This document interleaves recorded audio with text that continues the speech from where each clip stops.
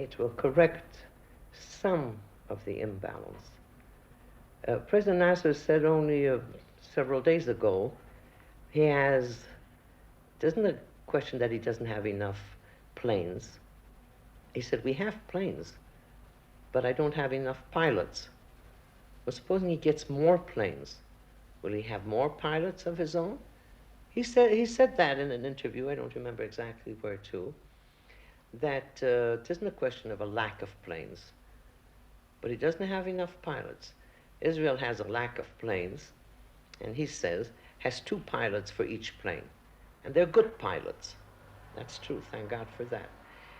But we've never asked, nor can we afford to have plane for plane and tank for tank.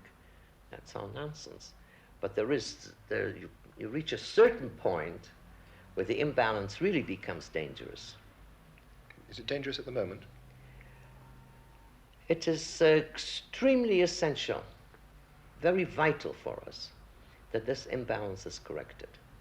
You see, after the war, what happened in Egypt? The Soviet Union not only replaced everything that Egypt has lost in the war, but sent them much more than they originally had.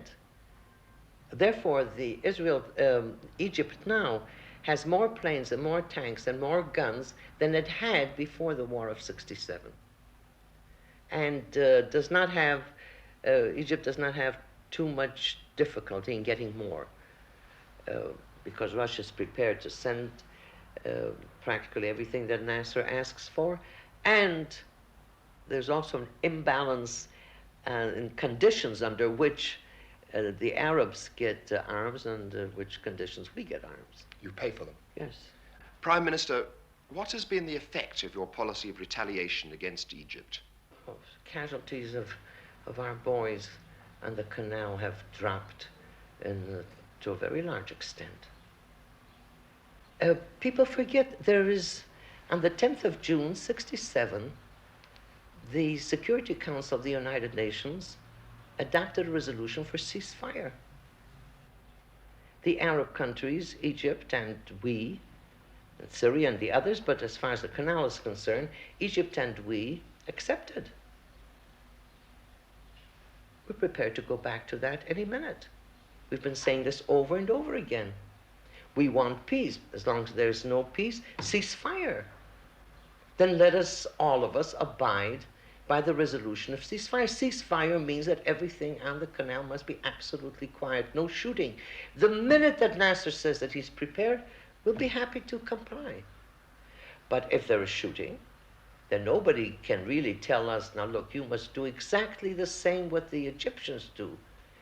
They're a solid wall of men and tanks and guns. You have fewer, but that doesn't make any difference. You must only use the same way of shooting and shelling.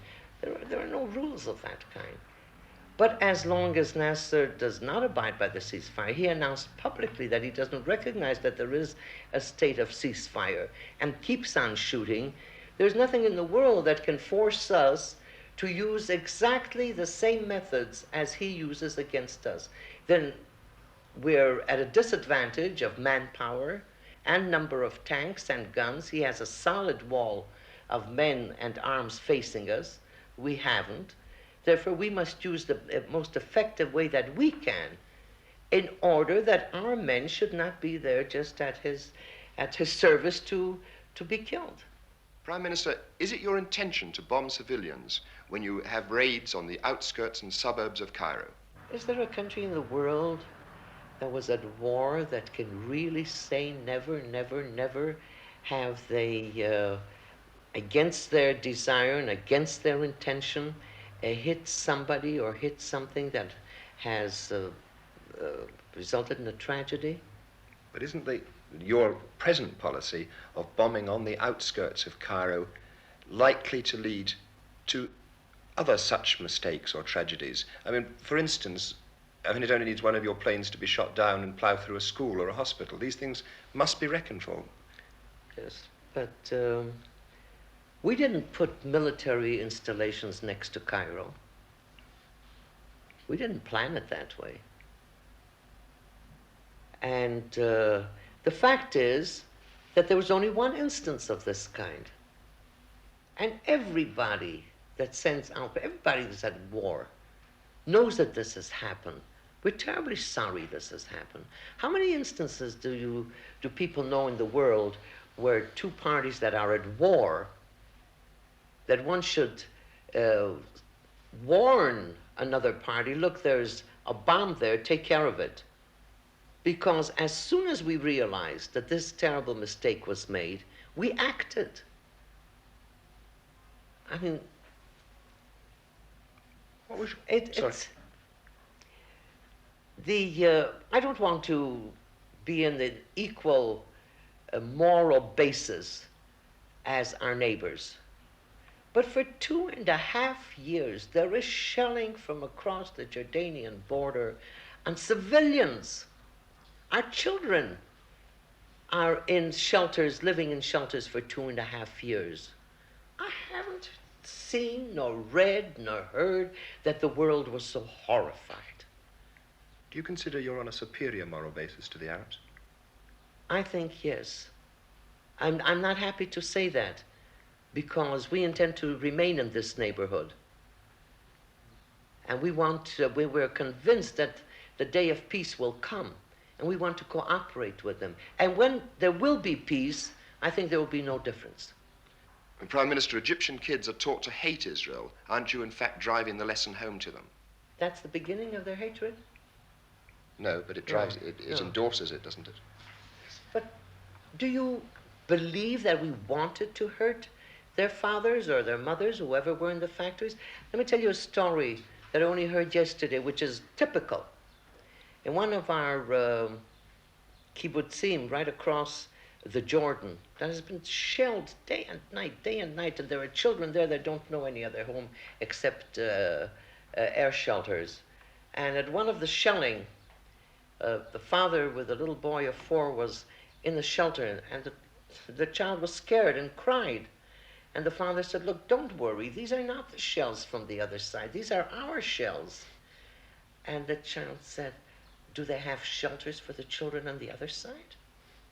He said, because, the children are not to blame that their fathers are Fatah. Our children are not taught to hate.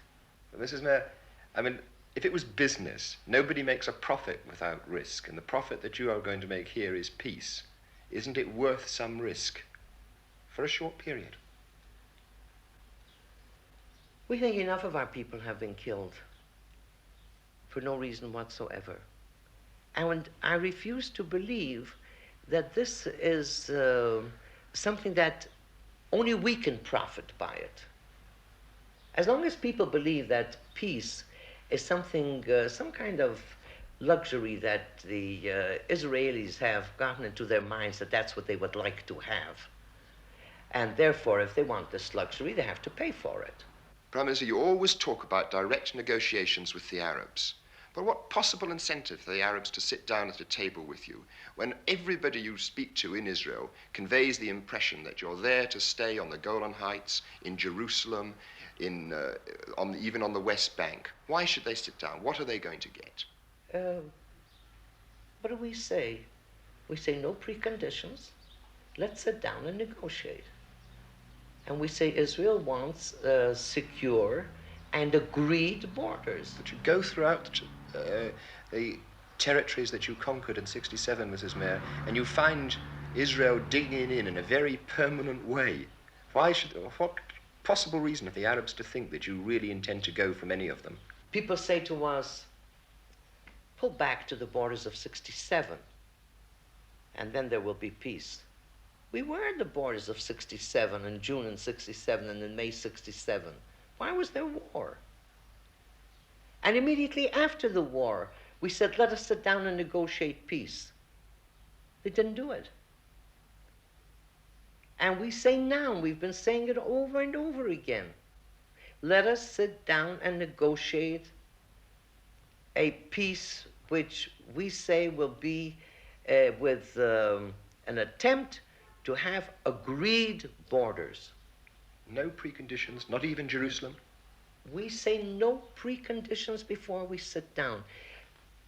NASA will also come with some ideas, and we will come with some ideas. Of course we will. I don't say that when we sit down at the table, we have nothing to negotiate for. NASA will have nothing to negotiate for.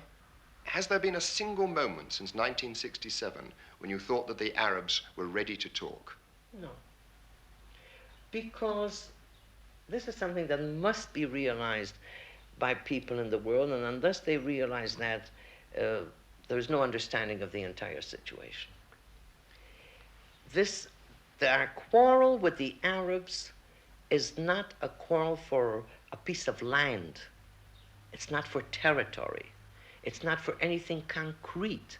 They just refuse to believe that we have the right to exist at all. But surely for the people who were here in 48, who have left then, surely for the Jordanians who are now on the other side of the Jordan, surely for them it's land. And don't you understand them and their desire to come back? Why did they leave? Well, many of them were refugees of war, and maybe they don't like a conquered But army. who made the war? They don't like a conquered army. Therefore, we should leave. Oh, that I understand. Yes, then we can have peace in this area. But without Israel in this area, there won't be peace. The Arabs are not so friendly with each other, but that's none of my business. Oh, this is a solution. But I have a feeling it just happens that there are 14 Arab countries and immense territories. And we've come back. We've been here before. 2,000 years ago. And we've ago. come back. 2,000 years ago. Yes. What did we take away from the Arabs when we came back? We didn't want to live with them in peace. We asked them to leave. We didn't accept the partition of Mr. Churchill in 1922 and the partition of the UN in 1947. We didn't say yes. What difference is there between Arabs who were on this side of the Jordan and the other side of the Jordan? Arabs in the East Bank and the west of the border of the West Bank. I mean, when were Palestinians born? What was all this area before the First World War? When Britain got the mandate over Palestine, what was Palestine then? Palestine was then the area between the Mediterranean and the Iraqi border. You say there is no such thing as East a Palestinian? and West Bank, no. East and West Bank was Palestine. I'm a Palestinian. From 21 until 48, I carried a Palestinian passport. There was no such thing in this area as Jews and Arabs and Palestinians. There were Jews and Arabs. But don't you... I mean, you deny that there was a Palestine Arab people before, but there is now a Palestine liberation movement. The history of liberation movements are that they grow. Won't this one grow and become in end, in fact, your biggest enemy? I don't say there are no Palestinians, but I say there is no such thing as a distinct Palestinian people of all the Palestinians who live in Jordan. Why have the Palestinians in the West Bank become more Palestinians since the 5th of June 67 than they were before? Why didn't they set up a Palestinian country in addition to Jordan? Supposing your premise is right, then what should they have done? They should have set up another independent Palestine and fought from there. They didn't do that. They adopted the fact that they are in Jordan. They've adopted the Jordanian citizens. They are the majority in Jordan. They are in parliament. They are in government. What has happened since? Why have they become more Palestinian conscious since the War of 67? I mean, people, decent people, liberal people, people that are for self-determination, sympathize with Palestinians. Everybody has the right to self-determine except we. We're the only people in the world to whom it is not given the right for self-determination. We have to be, evidently, minorities all over the world, and we have no right for independence. The Arabs are prepared to negotiate with us? Which Arab? Where? When? If you know of an Arab leader, head of state that wants to negotiate with us, by all means, tell us. I'm prepared to go to Cairo, I'm prepared to go to Damascus, I'm prepared to go to Amman, I'm prepared to go to Beirut, anywhere. You would go to these places? Yes, happily. To negotiate peace, of course. What would be your first words to President Nasser if you did ever sit at the table with him?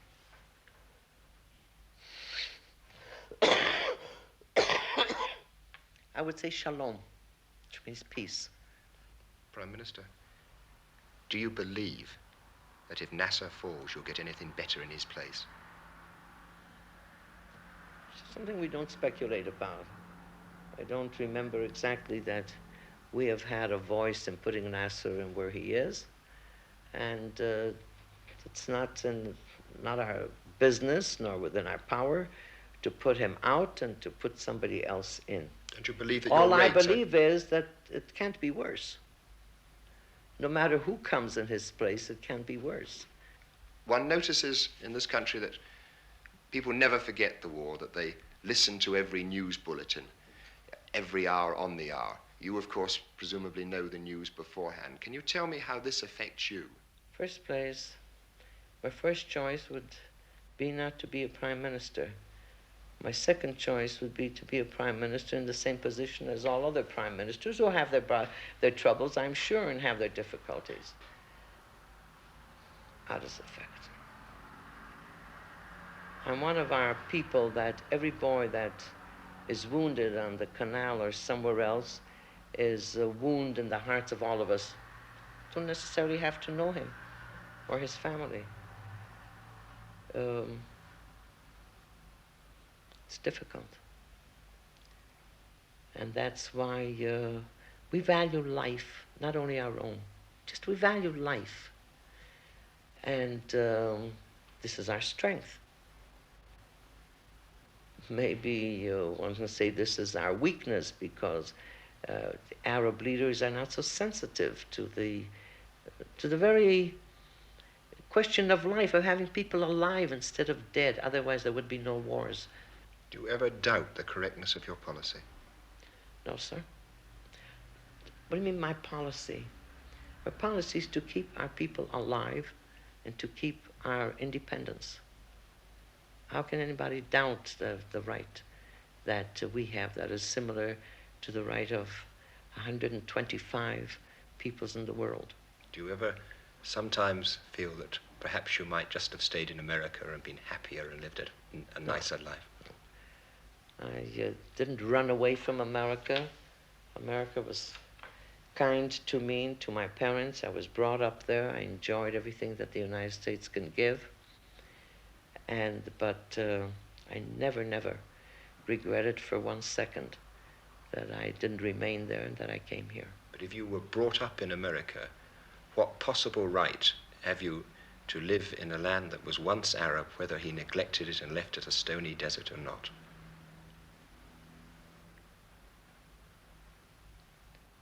I came to Merhavia when there was nothing there. This land was deserted for centuries. We were driven out of this land. Is this where history begins? Twice we were driven out of this land, occupied by other powers. The Arabs, this is the only people, the Jewish people, whose life, independence, dignity depends on this piece of soil. The only people in the world, not the Arabs. They have this entire territory, the entire vast area, 14 independent countries. Isn't time, though, on their side, whatever you do? Why? Because they talk of fighting for 100 years, they talk of their population growing. Isn't time on their side? I don't believe it. You mean you want me to believe that things will never change? That they will go on shooting and killing? You want me to believe that generation after generation of young people in the Arab countries will have no other ideal except to kill Jews? I don't believe it. You are hopeful. I'm positive that this will not happen. I don't know how long this war will go on. Prime Minister, thank you very much. Thank you.